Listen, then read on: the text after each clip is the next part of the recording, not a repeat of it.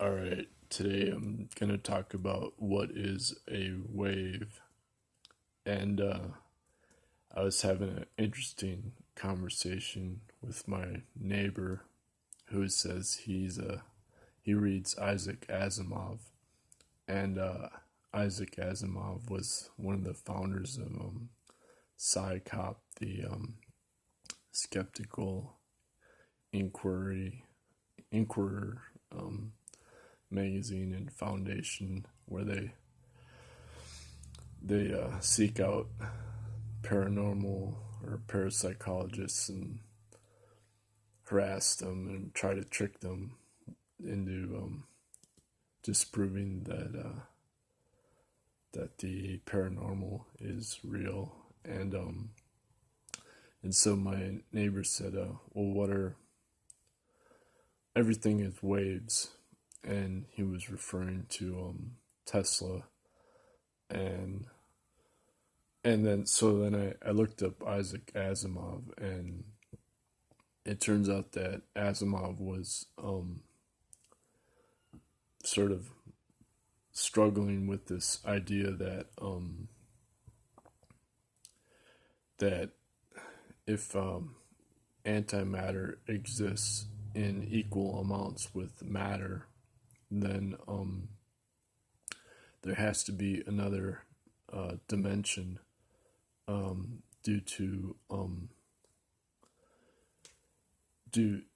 order to allow the antimatter to exist, since we can't find any evidence of antimatter in the universe.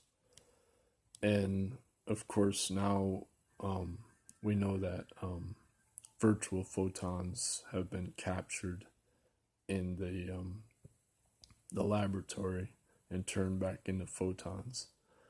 And this is an example of negentropy, or negative entropy.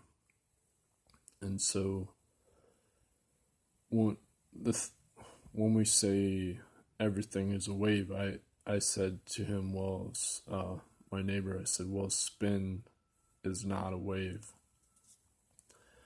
And this was the big point of quantum physicist or philosopher of science, a PhD, Tim Maudlin. Tim Maudlin, he explains, because of the spin, there's a noncommutative phase so that you don't have a wave existing in one point. And so this, of course, goes back to the foundation of Western science, because ever since Plato and Archytas and Eudoxus, we've relied on geometric ratios as a materialistic wavelength for the geometric continuum of space-time. And so, as math professor Luigi Borzacchini points out, the geometric continuum actually has never been proven, because of Gödel's incompleteness theorem, from his critique of George Cantor's transfinite theory, or from set theory. So the idea being that you can't have a set of no sets, because you get a paradox of time, and logic doesn't include time. And so then we have to include time as the fifth dimension, so that the non-commutative phase means that there's a reverse time and negative frequency at the same time that there is a positive time or positive frequency in a forward direction to time. So the forward direction of time is entropy, but consciousness, or what Sir Roger Penrose calls proto-consciousness, is from the reverse time and negative frequency. And so then my neighbor said, well, do you believe in the Big Bang? And I said, well, what do you mean by believe? I said, I believe in Sir Roger Penrose's work on the Big Bang, and he just got the Nobel Prize in physics for his work on the Big Bang.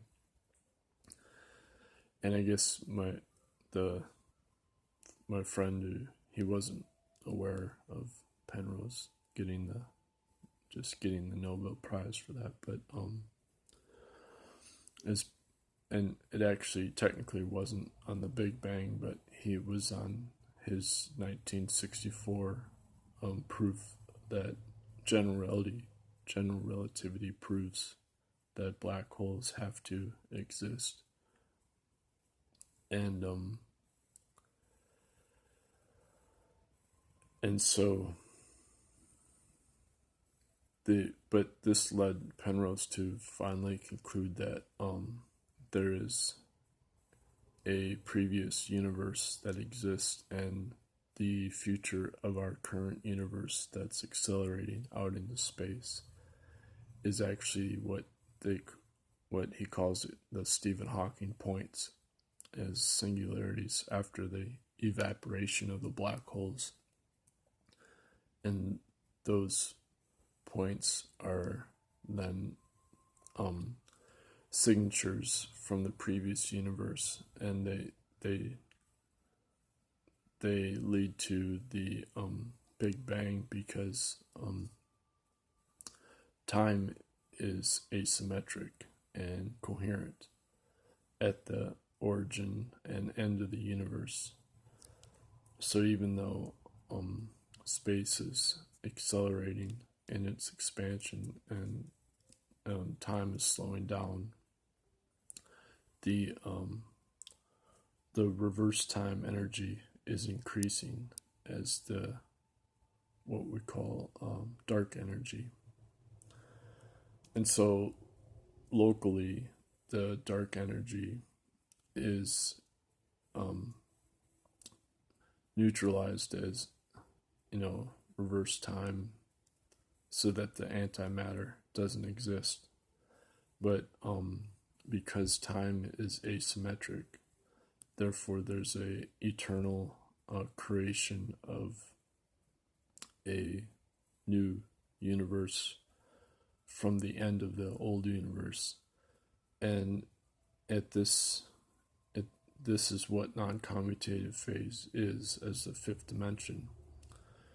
And so, as astrophysicist Paul S. Wesson pointed out, I was corresponding with Ruth E. Kastner about this, who has a PhD in quantum philosophy of science, and so she also quotes Paul Wesson, and who's emphasized that everything is happening at the same time, at the speed of light, and it's all non-local. And at the fifth dimension. And so what we call a 0 point is in non-commutative phase, as Alon Kans also emphasizes, is the future and the past overlapping as negative frequency and positive frequency. And so this is what Sir Roger Penrose was explaining in his latest talk in honor of his 90th birthday. And of course Penrose says, well, he's not an expert in quantum algebra or non-commutative geometry, because his focus has been classical relativity. And but once he was studying the singularities based on the speed of light and the general relativity space-time, then he realized that it has to be a non-commutative phase as the origin of the new universe and the end of the old universe. And so this is what Jack Sephardi says is the holographic universe, so that our future already exists in the, basically with the universe as a 5-dimensional black hole. And so it's in the as the scientists state, the entropy of the black hole is measured by the surface area of the black hole. And so this is how the information is holographically stored through the Hawking evaporation of the virtual photons that are non-locally entangled with the energy going into the black hole. So De Broglie's law of phase harmony stated that there has to be as a particle goes into a black hole, that there's a negative frequency and reverse time energy, and this is non-locally entangled with the particle going into the black hole. And this is occurring at the fifth dimension on the micro scale as well as the macro scale, as Gerard de Hooft points out. So the non-commutative phase is not just the micro scale, but it's the fifth dimension. And so the phase knows no size. It's just phase. It's not geometric size. So the wave, to say everything is a wave means it's not a physical wave. It's actually a fifth dimensional negative frequency and positive time and reverse time, and positive or frequency and time are not just inverse in space, but they're inverse as the future and the past that can't be seen. And so we can listen to them through meditation that activates the proto-consciousness of the universe as formless awareness at 0 point in space-time.